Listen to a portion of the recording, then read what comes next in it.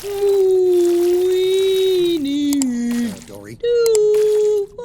What are you doing? What are you doing? Are you sure you speak whale? Can you Dory, heaven knows what you're saying. See, he's swimming away. Hey, howdy, hey, overprotective parents and anyone else that feels they should be overprotective. Wolfman 47 here. So first of all, I get it. I'm not a parent, but I have had the experience of looking after dogs, children and so forth. But I do understand where parents are coming from when they want to try to protect their children. Because, you know, the world's a big place, there's going to be a lot of dodgy people out there, a lot of interesting people out there, and some people that you're not too sure about. And, you know, that's fine. That's fine. Sometimes it's great to protect your children from the stuff that occurs in the world, for better or for worse. And that's kind of tied into what I'm going to be talking about today, which is I'm going to talk about two Disney dads that are known to be quite overprotective. Now, before we start, I should address a few things. First of all, yes, the last two vlogs were shot in my own place, because usually Harlan unboxing vlogs I usually film a few days before they are scheduled to go on YouTube, whereas vlogs I usually do a month in advance, but I did the Valentine's one before I went to Benidorm, so that's why you see me in Benidorm right now.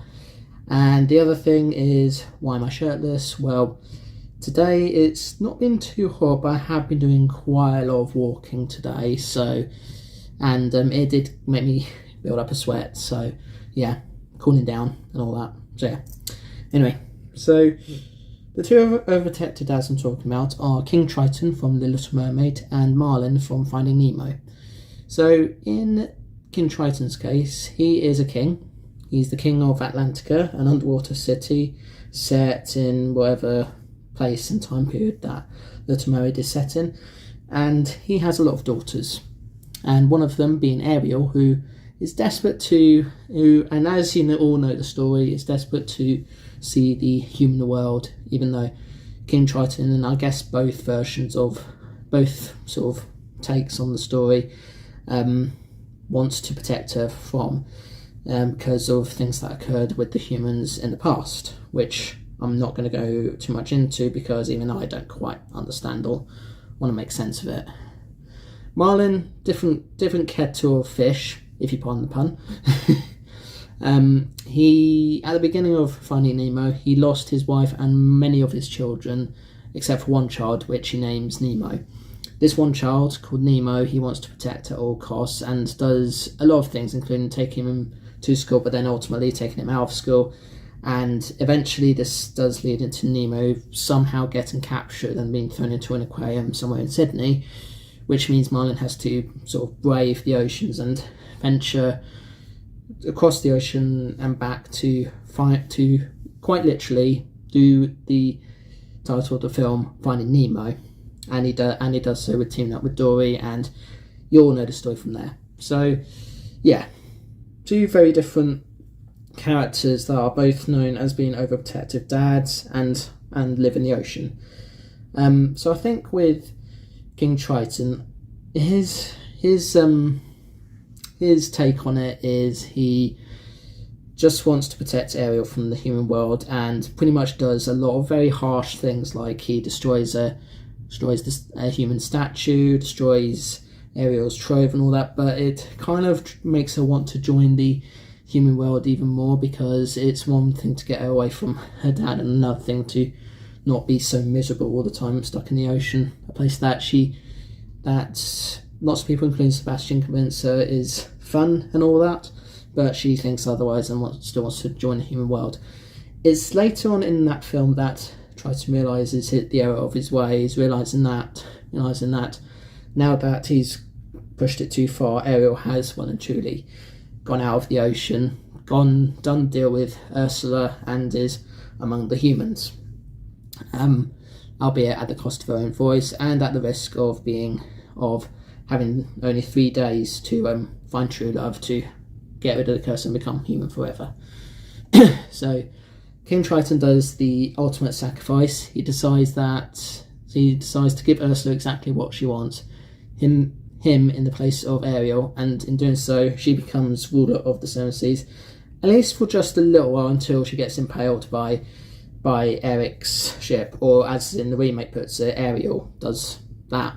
So yeah, I know some people take issue with Disney remakes, but sometimes they work, sometimes they don't work, but generally on the whole, people will say that they're definitely very inferior to the original source material.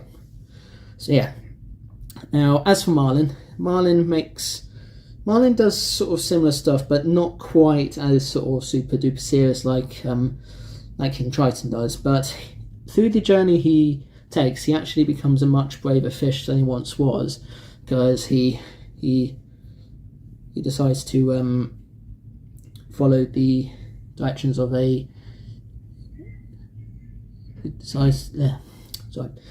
He decides to follow the directions of a fish that is a complete stranger to him, called Dory. And with Dory having short-term memory loss, it means that he's going to have a hard time trying to get to Nemo. But eventually manages to find Nemo. Of course, he thinks he's lost him because Nemo goes somewhere else, but then eventually becomes reunited. And then it's kind of at the point where Dory gets captured in the sort of net of fish that Marlin finally comes to accept that Nemo needs to go help Dory, and they both together decide to help her. And this in turn makes their relationship stronger, because Marlin finally finds reason to trust Nemo to do what he wants to and what he needs to do. So yeah. So in that sense, Marlin isn't as overprotective or as harsh as King Triton was, but regardless, they both kind of redeem themselves in a way. And in the sequel to Finding Nemo, Finding Dory, Marlin and Nemo are kind of sort of trust one another and do what they can to help Dory get reunited with her parents, albeit trying to protect themselves in the process.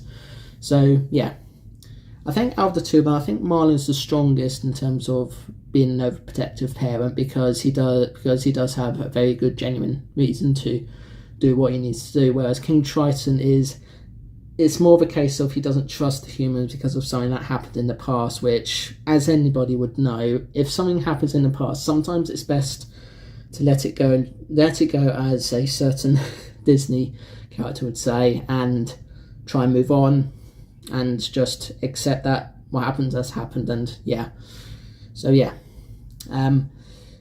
overall, King Triton is the harsher one out of the two, but Marlin is the one that does have a good genuine reason why he does it, but maybe has to cross a few lines to do what he did. So I think overall Marlin has the sort of stronger development from being an overprotective parent to being a parent that can trust their kids to do what they need to do. King Triton kind of sort of, it doesn't really say in either version of the film whether he actually truly trusts Ariel in the end to do what she needs to do, but for some reason he does trust his other daughters, I think. I don't know. So yeah, Marlin's the stronger one of the two, and that's just my opinion. You might have your own opinions, leave so in the comments below if you think I'm wrong and all that. So yeah, but anyway, that's my take on it.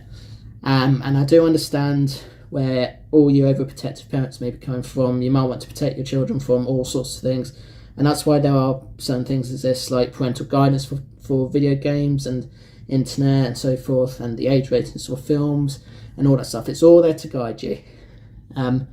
And you know, sometimes it's okay to be protective, because it's a big world out there. There's going to be dodgy people. There's going to be people you're not too keen on. But I would say don't assume that just because you've had your own bad experiences doesn't mean your children should have the same bad experiences. So yeah, and that's my take on it. So yeah, right. Thank you so much for watching. If you enjoyed the video, then please like, share, comment and subscribe. See you next one. Peace to you all. And I think I've already given you the best advice I can in this video already, but in case you need a bit more, do talk to your children. You know, don't say you have to protect them from all this stuff and then don't really talk to them. Do actually talk to them, find out more about them, what they like, what they don't like, and try and connect with them, because that is a thing children want more than anything. Not just to be guided by you parents, but to have a connection with you as well. And not just a connection in the sense that you're related to them and that's it, you don't want nothing to do with them or anything. No, have a connection with them, talk to them, and see if you really feel you should overprotect them or not. Because overprotective parents is often frowned upon by a lot of people, but sometimes there's good reason for it and sometimes there isn't good reason for it. But you should never use your own experiences just because you've had your own bad experience of something that's happened to you in your own childhood doesn't mean your children should suffer the same fate. So yeah, I can't talk from experience because I'm not a parent myself, but I can talk from experience of being someone that's looked after dogs and children. So yeah. Alright, I'm going to stop talking now, let you carry on with your day. So yeah, toodles.